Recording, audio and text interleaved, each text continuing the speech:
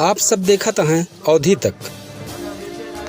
चुनाव प्रचार करे सुल्तानपुर पहुंचे AIMIM के चीफ असदुद्दीन ओवैसी भाजपा और सपा सरकार पर खूब जमकर जुबानी हमला कर दिए।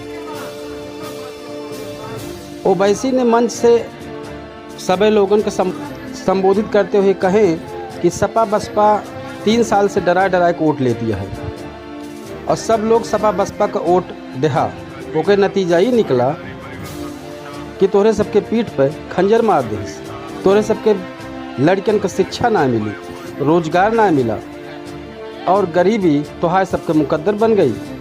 और उन सब दलाल से बचा जो लखनऊ में बैठ के ऊँट के सौदा करत बा और कौम कौम कई के आपन जेब भरत बा। तू सब वोट दे वाला बना। इस सपा बसपा भाजपा से लड़ाई ना आया है, हमारी लड़ाई हिस्सेदारी का है। हम कमजोरन का मजबूत बनाई के उनके नेता बनाओ। सपा बसपा मिल के 2014, 2017 और 2019 के चुनाव में भाजपा का ना हरा पाए। हम कहते ही सत्ता के दलालों से कह दिया कि हमें न डराओ, हमें मोदी योगी डरनाए बा। हम केहू से डरे वाला ना ही, हम सिर्फ ऊपर वाले से डरी थी।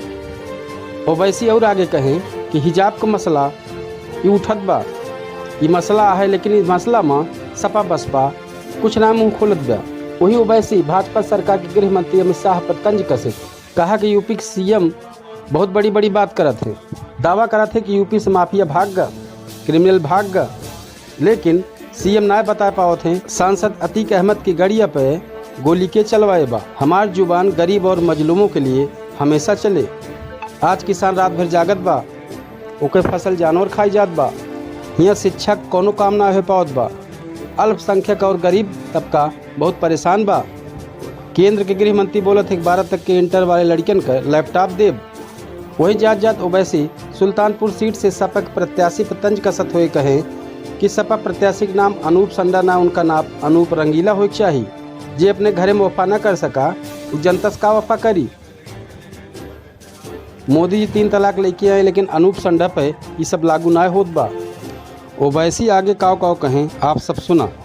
आज आप जानते हैं कि अगर कोई किसान उसकी फसल आती है तो रात रात भर जागता है कि कहीं पशु आकर उसकी फसल को ना खा ले।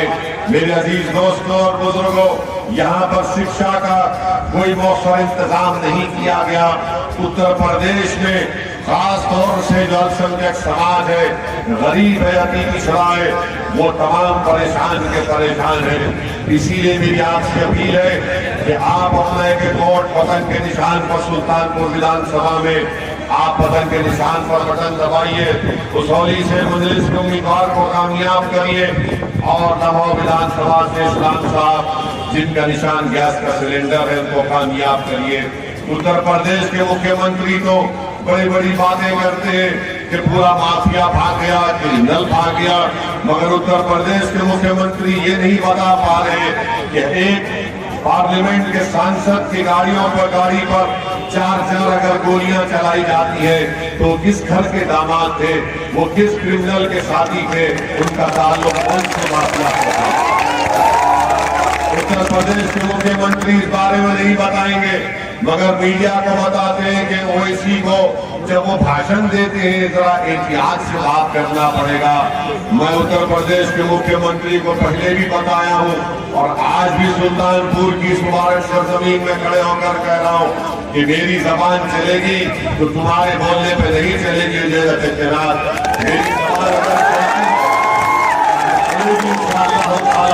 तो अल्लाह के फजल करम से और सच्चाई को बयान करने के लिए, मजलूमों के हक के लिए और जालिमों के जुल्म के खात्मे के लिए मेरी जबान चलेगी।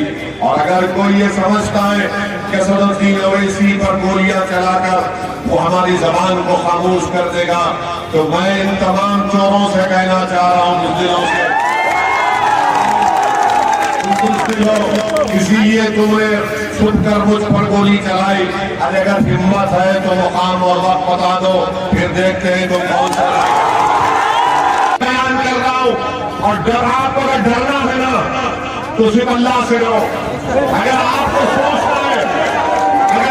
सोचता है तो उन दलालों से बचो जो लखनऊ और दिल्ली में बैठकर आपके लोगों का सौदा करते हैं। ये दलालों से बचो जो लखनऊ और दिल्ली में बैठकर आपके वोटों का सौदा करते हैं। ये वो सौदागर है, मेरी बात को ज़रा नशीन कर लो, जो पिछले 35-40 साल से कौम के नाम पर अपनी जेबों को भर रहे, अपने वफादार का तहफ़्फ़ुज़ कर रहे और आपके मुस्तक़बिल को बर्बाद कर रहे। इसीलिए उनसे दुश्मनी है। गोली क्यों चलाई गई, क्यों खत्म करने की बात हमसे की जाती है।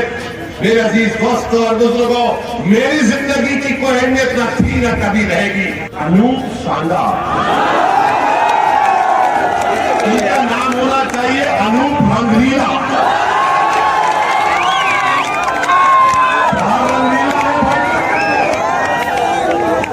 अब नाम नहीं बोलना चाहूंगा, वरना मोदी जी देखो वही तो कह रहे थे। मोदी जी कहा गए थे, नरेंद्र मोदी, मैं ट्रिपल तलाक का कानून लाया।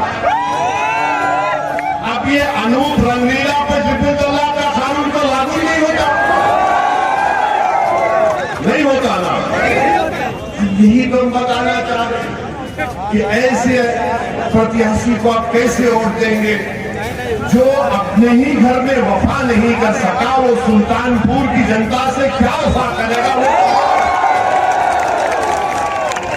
तो इसीलिए हम आपसे अपील कर रहे हैं कि आप मिर्जा अकरम बेग साहब को अपने वोट देकर कामयाब करिए, अपनी लीडरशिप को बनाइए।